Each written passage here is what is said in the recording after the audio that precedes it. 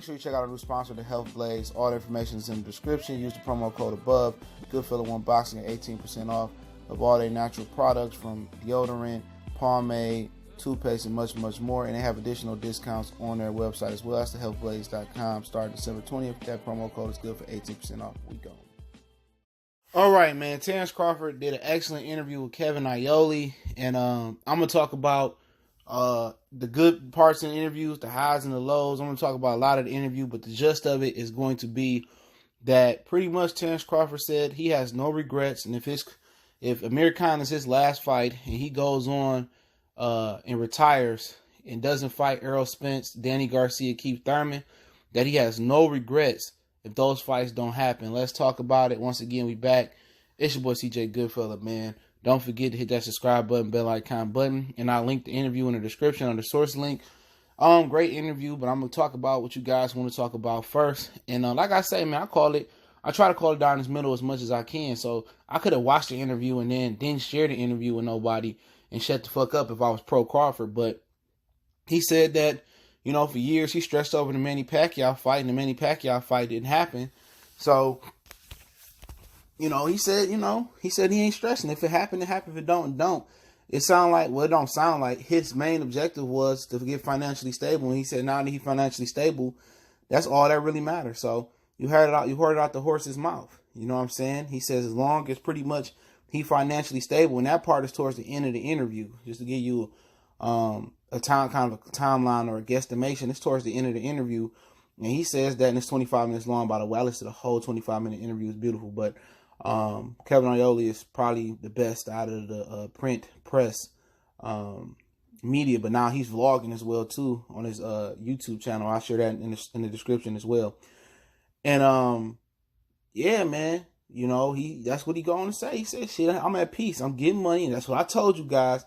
He getting his money, and he ain't gonna stress about it. He already know the predicament." And then at the part of the interview, way before that one, or right before that one, I believe, Kevin Iole, pretty much asked him, does he have input, or do he say anything about, making the business out of those fights? So he said, yeah, I say stuff about it, but, it's out of my control, so I don't stress on something I can't control.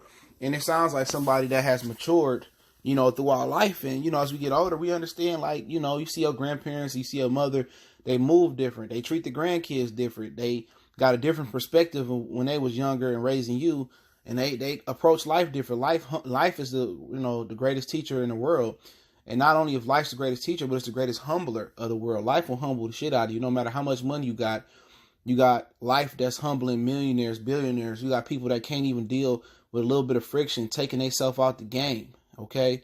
Because they can't deal with a little bit of problems. And, we come from lesser backgrounds, and we like, oh, they killed themselves, or they took themselves out the game for that little bit of problem.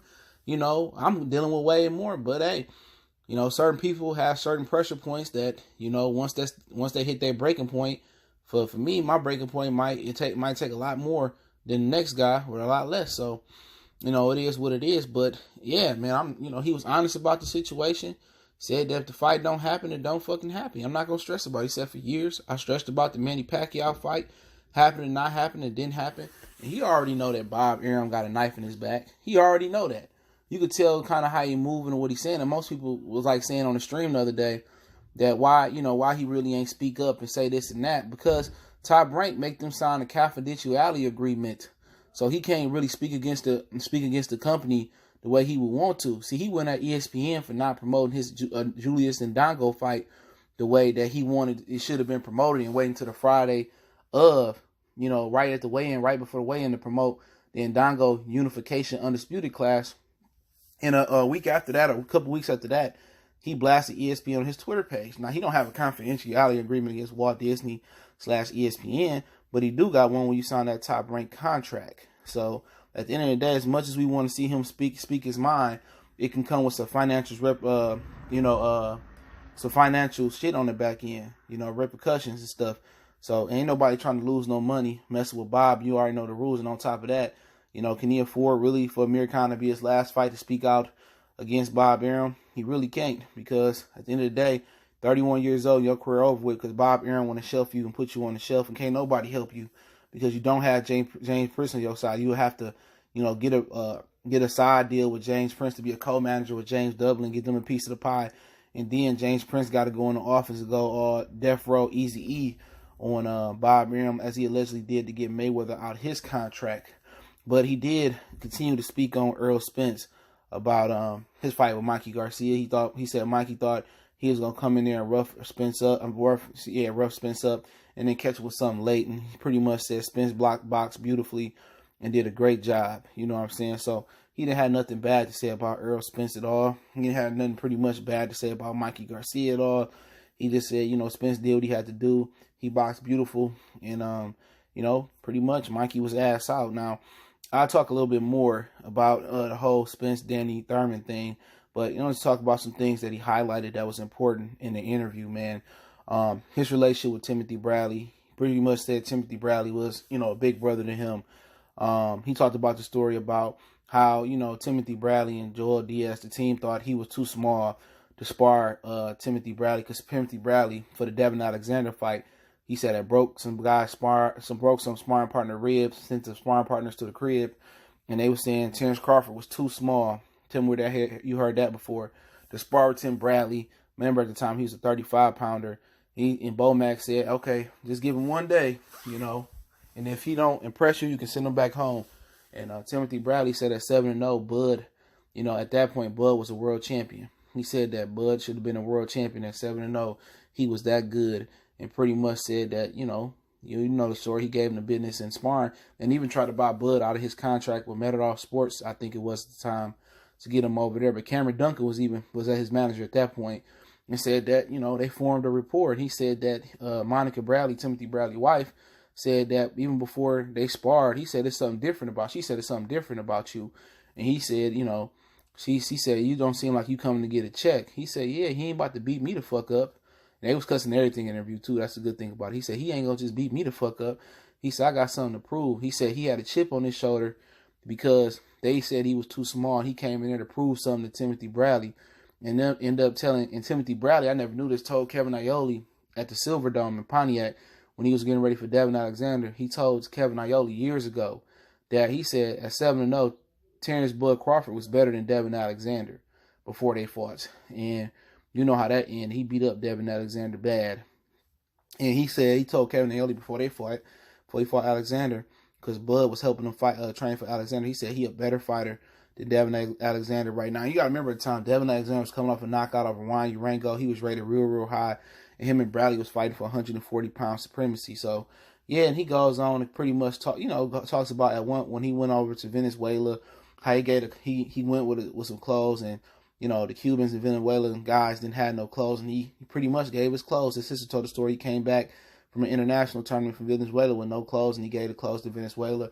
He talked a little bit about his work over there in Africa as well, too, about how he didn't want to eat the food. And he brought a whole bunch of oysters and chips and candy over there because he wasn't eating the food, and his driver told him that's a sign of disrespect not to eat the food. And he said he ate the food, and it was actually kind of good. And he said that he didn't understand why they were so happy because they had so little. And it's people in America that got so much more than people over there in Africa. He went to Rwanda, in Ghana, I believe it was. He said he went, sorry if I butchered one of those names. He said he wondered how they were so happy and they had so less. And he said people in America got way more and not as happy as them. So it's kind of Jew to sit on, and how they, gave away beds and built wells and stuff, and gave away clothes and stuff over there. So he real active in the community. He talked about being shot in the head. We know the story, and drove himself to the hospital. Real tough guy, man. And, pretty much he just talked about, his struggle coming up, man. He said his dream was never to be a gold medalist, was always to be a world champion. That's what he was always gunning for. And he said that he hold grudges. That's no big secret. He said he hold grudges, man. He learned when he went over to Africa not to hold grudges so much, but he hold on to stuff, and maybe those grudges is what burned the fire inside of Bud Crawford. You know what I'm saying? Maybe that's what make Bud Crawford is who he is, but he's learning not to, hold those grudges, but he do. You know what I'm saying? You say something bad about him, he gonna have a whole grudge against you. And you know what? I respect that. That's his personality. That's his makeup. That's what probably burns the fire inside of him. So it ain't no greasy shit or no hateful shit, man. I want to see the brother succeed, man. And I want to shout out to Kevin Iole for doing a great interview with Bud Crawford. He talked about a number of things. Man, like I said before, he said pretty much if his career ended after the Mir Khan fight and he didn't fight again, he was okay with his career. He said pretty much, I got all these accolades: Ring Magazine Fighter of the Year, Undisputed Champion, Lineal Champion, three-time weight division title holder, champion. He said he cool, man. He said he had peace because he already know what Bob Arum do to him. He know he made a mistake by even, going over there to Top Rank. You know what I'm saying? But he had no real choice. Like I explained before, he didn't have no big promoter, man. You know what I'm saying? He had a smaller promoter, man. But, he just spoke on the influence of Tim Bradley. He said Tim Bradley took him to his first Packer game. Tim Bradley always calling and checking up on him, make sure he doing right with his money, making sure everything good. He said even if we ain't in camp together, he still called and checked up on me and pretty much helped him develop as a man and get out the streets and be a family man. So salute to Tim Bradley, man. Real good dude, man. A lot of dudes might not always agree what he say, but in what he did going to Top Rank for a Pacquiao fight, but he did what he had to secure the bag for. He did what he had to do to secure the bag for his family. And his wife and him are now managing fighters and stuff.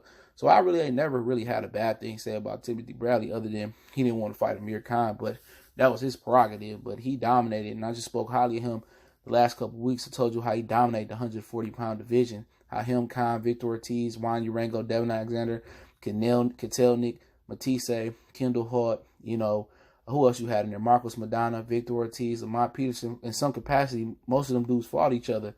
And I think that was the last great, era of boxing right there. It was like 09, 010, right in that area, in my opinion. But, like I said before, he said he had peace if he don't fight Errol Spence. People going to say, oh, he ducking Bud. But it's not, he ducking Spence. But listen, we can get on all that questionable shit Spence said, okay?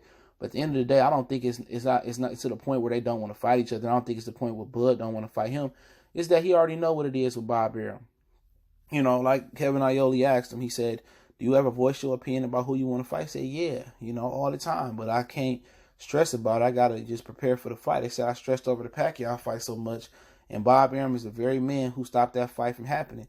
And what we've been preaching, I said that before. I said, before guys go over the Top Rank, do they know what Bob Arum be doing? And obviously, Terence Crawford knows firsthand that Bob Arum is trying to, destroy his career. He know he ain't color fighter friendly, man. It be Dominicans, Cubans. I can talk about several examples of black fighters that he's always tried to corrupt their career. But hey, check the interview out. Sources, the interview link is in the description, or the source link. I'll put Kevin Elliott channel in the description as well. Appreciate everybody for checking in. Don't forget to check out our sponsor, The Hellblaze, at thehellblaze.com. Promo code Goodfellow1Boxing get you 18% off their 100% all natural products from lotions, soaps, foot soaps, bath bombs. 100% all natural products. They make them themselves. It's not imported nowhere. Check them out. And I'll be doing giveaways next week when I re-up on gift codes. So win something free. Don't forget me on Facebook, Instagram, Twitter. Reach out to the email as well if you have a business question, inquiry, sponsorship, or video requests. Appreciate it. Just share the videos. The most donation you can make. If you want to make a donation, that link's in the description.